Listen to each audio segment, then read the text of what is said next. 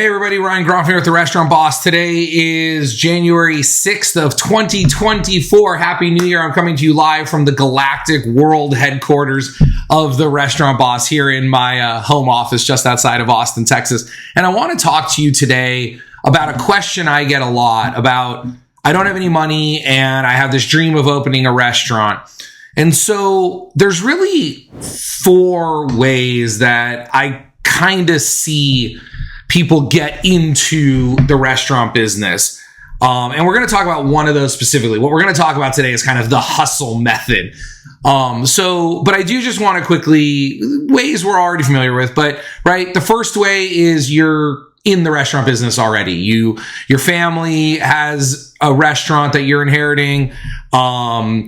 Maybe your family has other restaurants and now they're helping stake you to open up a new brand or a new version or a new location of an existing restaurant. Or maybe you own some property through your family and you're taking one over to open up a restaurant. We're not going to talk about that today.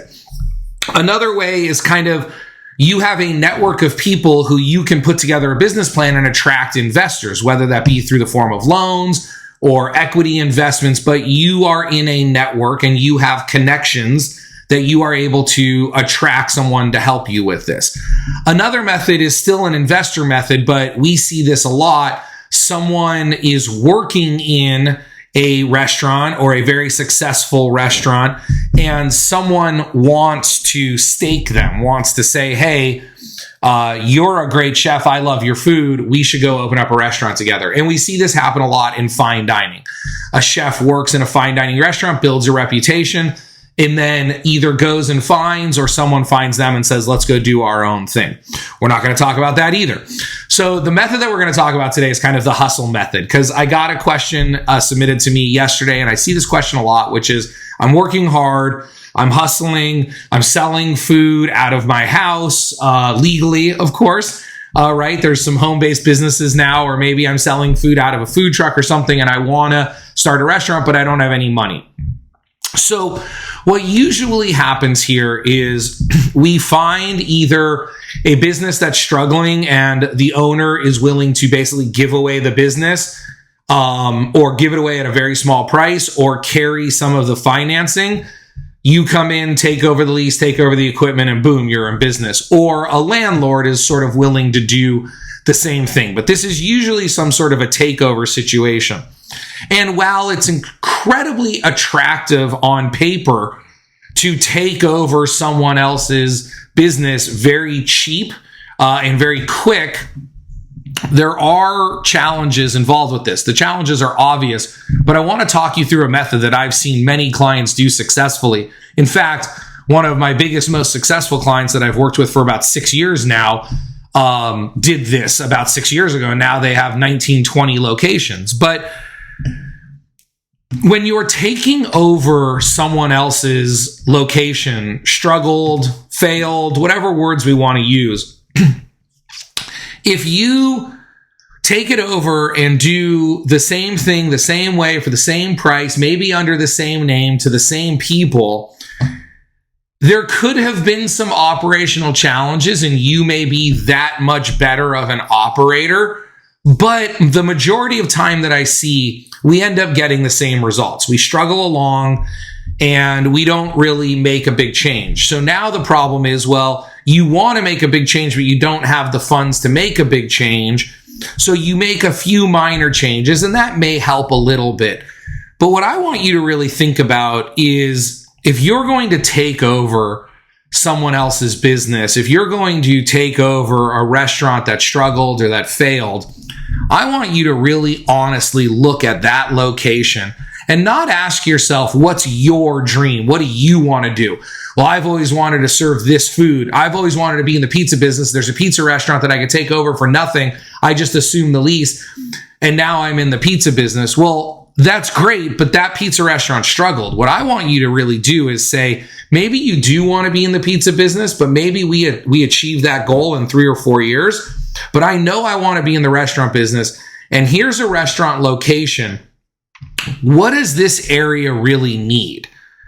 Because if you can be successful in your initial takeover of a restaurant, massively successful, you can fund all your other dreams from there. But if your first takeover fails or struggles, it's going to set you back years. You may never recover from that. And so a lot of times I see people, they want to be in the pizza business. They look for pizza restaurants. They take over a pizza restaurant, and then they do the same thing and they struggle. Instead, look at a pizza restaurant and say, all right, this place used to do subs and salads and hot sandwiches and entrees and pastas and pizza and hamburgers and cheesesteaks, et cetera, et cetera. But there's a lot of young people in this area. And I think what this really needs is something super cool. Maybe we're going to do like a really hip, trendy fried chicken and pizza shop, or really cool slices and fries, like beer wall slices and fries. That's what we're going to do. We're not going to be the regular old pizzeria. We're going to mix it up a little bit. We've got the pizza oven. We got the fryers. That's all we need to crush it here. And then you do something cool and hip and trendy, and it becomes really successful. And then now, great. Open up more of those. Keep operating it. Go pursue your dream of a full pizzeria, whatever you want to do. But too many operators take over a location, operate it the same way, and expect different results. I want you to really think about, what does this area need? What does this location, or what can this location do? How can I make the biggest impact for the least amount of money early on? And then it's amazing what happens. I've seen it many times. I've seen, again, I told the quick story about one of my clients, but they took over a location, they changed it up, they gave the area something different, something cool, something unique. And within 3 months, there were people offering them investments. And within 6 months, they had an investment deal because the restaurant was so unique and so different and so original that people wanted to be involved in it. And so again, there's almost no situation where I don't preach the importance of distinction, where I don't preach the importance of uniqueness, where I don't preach the importance of knowing who your target customer is and giving them what they want, not what you want.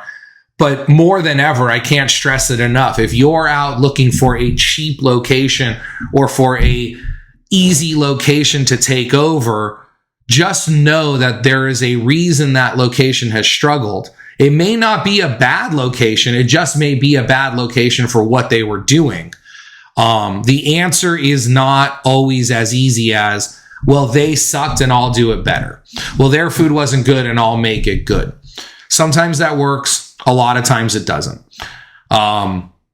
So if you're out there and you're looking to take over something and you're looking for your first opportunity and you've got that hustle and you've got that drive in you, go do it. Go find it. Your first location doesn't have to be your dream location. Your first location doesn't have to be that perfect restaurant that you've always wanted in that perfect location. If you don't have the connections or the ability to put together that capital to do that, you're going to have to start somewhere smaller and you're going to have to hustle. But if you do it properly, you'll get where you want to go. And listen, I'd be happy to help you along the way if you need anything. If you want to grab a copy of our book, Make It Happen, it's completely free on our website at therestaurantboss.com. Also on our website is access to tons of free tools and resources in what we call our toolkit. You can get access to that at therestaurantboss.com. And if you're interested in some one-on-one coaching, if you need some help with a concept, if you've got a location, you're not sure it's good or you're not sure what to put there, I'd love to get on the phone with you and help that out. Again, you can learn more about that on our website, therestaurantboss.com. We got tons of free videos and other resources there for you. I hope you enjoyed this video and I look forward to bringing you another one just like it soon. My name is Ryan Gronfin with The Restaurant Boss, and I hope you have an absolutely amazing day. But remember this one thing. Systems create freedom, freedom creates value, and value creates scale. Bye-bye. Make It Happen is the book I wish I had when I was operating restaurants. Inside are the lessons that took me 10 years to learn and 10 more years of teaching to perfect. I've condensed the most important lessons into this tiny book for building a big restaurant business. I am on a mission to improve restaurants all over the world. Because of that, I want to send you a free copy.